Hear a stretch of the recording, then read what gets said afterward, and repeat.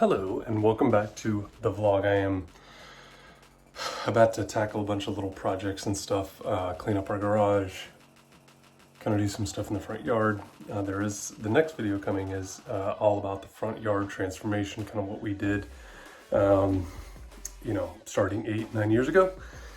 Kind of similar to like the backyard video, but I've got a couple pictures to share and sprinkle throughout. But anyway.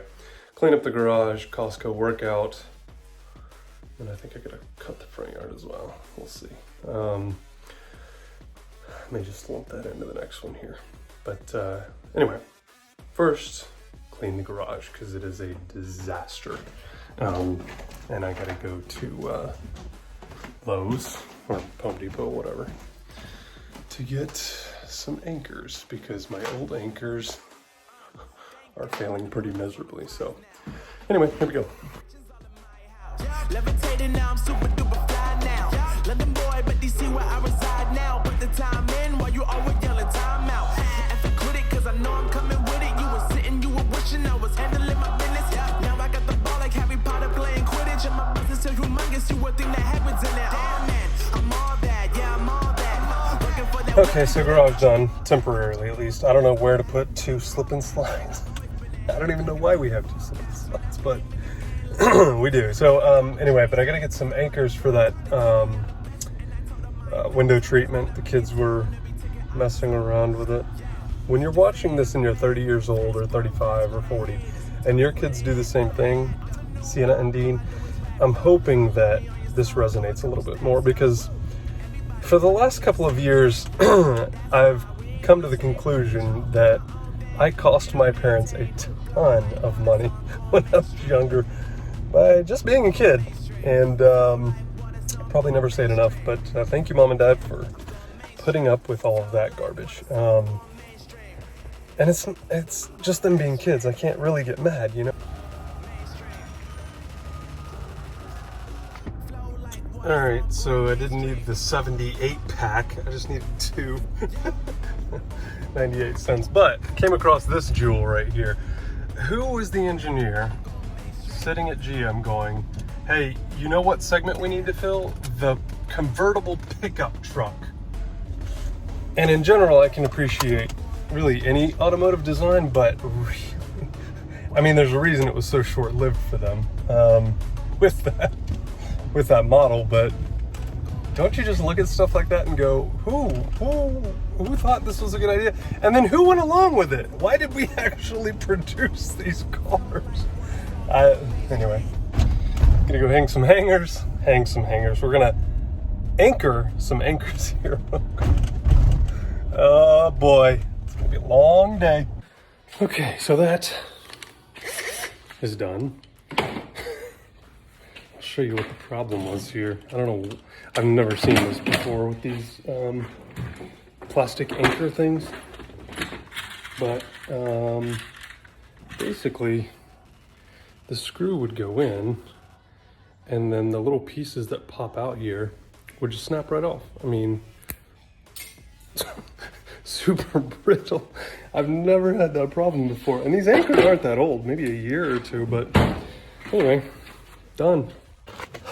All right, so one other thing we're doing today is changing out these lug nuts. I painted these wheels gloss black. They're a little dirty right now, but yeah, they're really dirty. Oof. But anyway, changing out these lug nuts for some black ones, some gloss black ones to just kind of clean it up a bit. Obviously these had holes in them before. The caps just popped out of them, and I just had these kind of laying around. So anyway, but one thing I didn't know on these that I didn't show it on there. So this is called a conical, this little edge here. You can have flat edge or you can have conical edge, which again, I didn't know until I went and bought these, that you have to have that. Now you may have one or the other. I've got kind of a mix in here, as you can see, but anyway, just gonna change these out real quick and get it cleaned up. I am a little OCD, I'm not a ton, but stuff like this just drives me nuts, and especially when there's like multiples. I can deal with like different colors or whatever else, but these were driving me nuts because none of them were the same. I had that style there, and then this little like nut version in there. I mean, so anyway, but this is such a good feeling. What's cool about these two is that it comes with this little kind of special socket. It's actually a lock, right? So if you're walking around with just a normal, this is an impact socket from an impact range here, you can't take these wheels off. And so this is a locking mechanism as well as a lug nut. So anyway, kind of cool. And also magnetic. Well, I thought it was magnetic. It felt like it just snapped in there. Hold on a second. Yeah, okay, not magnetic. Jeez. Okay, so today's video will be packed with value because here's a little trick, tip, whatever. Star pattern. The reason you want to do a star pattern, boom, boom, boom, boom, boom, is so that it seats nicely and flush. If you start going around like this, you might have a gap back there in between the wheel and the hub that you know, keeps it off center, off line. And so star pattern, just come here, across, across, across, across. If it's 4, very similar, here, here, here, and here. And if it's 6, same thing, just in a different combination. Doesn't matter where you start, just matters that it's done. So 5 totally different ones over here. Jeez. Much better, much, much better. Nice and clean, glossy, just like that. On the front, however, dear Audi, what in the world? Why? I totally forgot these were like this. I do have some caps though for these things, little plastic caps, so I might be able to just paint those with the same gloss black that I used here. We'll see. Here is your another little pro tip for you though. This little lock that is only good on these lug nuts goes in the glove box, so that next time I go get my oil changed, or tires rotated, new tires, new wheels, whatever, it's somewhat easy to find. If I leave it in the toolbox, I'm gonna get that call about, hey, how do you get these wheels off? Ask me how I know. Stop it! Ask me how I know. I also dropped off our taxes today. Death and taxes, the only thing guaranteed in this life. That's all we're gonna say about it. Fair tax, or I don't know why. I don't know why we can't redo things in this country. It seems pretty simple, but anyway, we're gonna try to remain non-political here. So I did drop the taxes off, got everything done and signed and e-signed and filed and blah, blah, blah. And a whole month and a half early. Month and a half late if you look at the original timeline, but whatever. When you're given an extension, you take that extension. It is your money. And the way our government, sorry, I said I wasn't going to do it. So anyway, I've been back in the gym for a whole week now, and it feels fantastic. I go to Turn Studio, it's like a boutique cycling studio. Never really was a big fan of group fitness in the past, but here we are. I took some kickboxing classes like probably 8 or 9 years ago, something like that. That's kind of how I got into it. Ever since high school, I was really, I'm athletic. I played on the golf team in my freshman year, which I know a lot of you are like, golf isn't a sport. But if you look at Tiger Woods, dude's athletic. So anyway, but did like weightlifting and stuff, and really tried to like kind of sort of lead a healthy lifestyle. Anyway, so group fitness is a big deal for me, and I now understand why it's so popular, why so many people get into it. And for me, Turn is just one of those really, really cool communities and environments where the last 2.5 months or so, I haven't been there. And to be back in for a week is just, you know, we all talk about the change in our bodies, but for me, it's like almost all mental. Now, there has been changes in my body. I used to be like 225 or so. I'm like 211 right now. And I've gotten down to 200 in the last 3 or 4 months. Well, before all this. But anyway, so I'm a big fan of it. But Furthermore, me and Melissa are doing a 30-day ab challenge. We've done it a couple times over the last 6 months. I did it in November and December of last year, 2019. During the holidays, Thanksgiving, Christmas, and that's typically when most people just January 1st is right around the corner. For me, it was like, no. This is the hardest time to try it. Let's do it now, because you're going to be eating more. It's just a natural thing for that time of year. And so anyway, but I did all of November, all of December, and then I didn't do it in January. I did it again in February. And it's great. It's just 100 different reps of 30 days of different exercises. So day one, June 1st, was just regular sit-ups.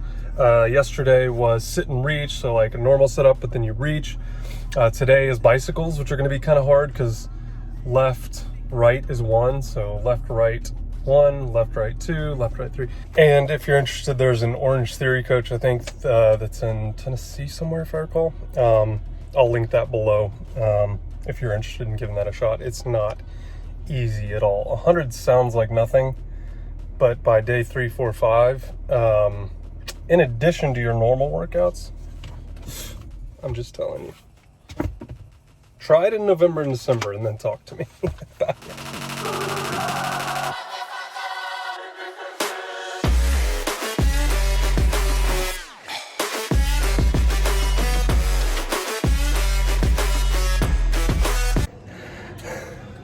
No joke.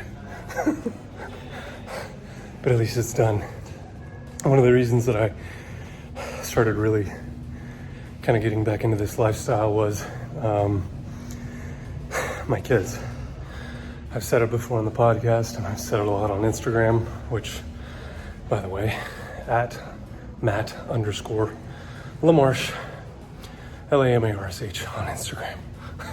Good grief. My kids, so I was pretty healthy, like I said before. I ate decent. I worked out some, but not like I do now. And 4 or 5 days a week, pretty much, I'm in here doing a cycling class. And then the other class that I do is up here in the mezz, which is like body weight, TRX, some dumbbells and kettlebells and ab work and everything. But anyway, so about 8 years ago, though, Melissa had gestational diabetes with our daughter, and so I had to go on a very strict diet. And so I would go work out with her, and it was LA Fitness, like nothing super organized or structured. But that's what kind of like started this whole thing. And then, like I said, 5, 6, 8 years, I can't even remember, started some kickboxing just shortly after we moved to Sandy Springs, and got into some group fitness. That was amazing. And then switched over here about 1.5 years ago to kind of supplement my cardio, because my cardio stinks. And this has been like an amazing journey for me with Turn. And also I did Selling Sandy Springs episode. I think she was episode number 2, Ashley Francis. I'll link that below as well.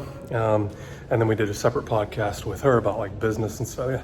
I think it was really good, and I think a lot of people got a lot of good context for her and her outlook, if you will, on business, on fitness, on life.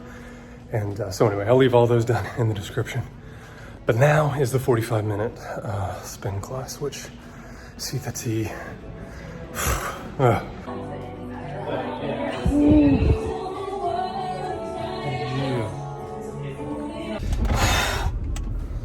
my gosh. Dead. Good grief. 600 calories. Insane. One of the things that I've kind of unlocked with this whole thing, and especially in the last year or so, is my eating. For the last 7 years, I just could not lose weight. I couldn't get to, any real level. And it's not just about a number for me. It's just about feeling good about my body. And I don't mean confident. I mean just feeling good, like eating the right stuff, because I've never, ever really gotten into a clean diet. But anyway, I've figured out I can't outwork my mouth, because I love to eat.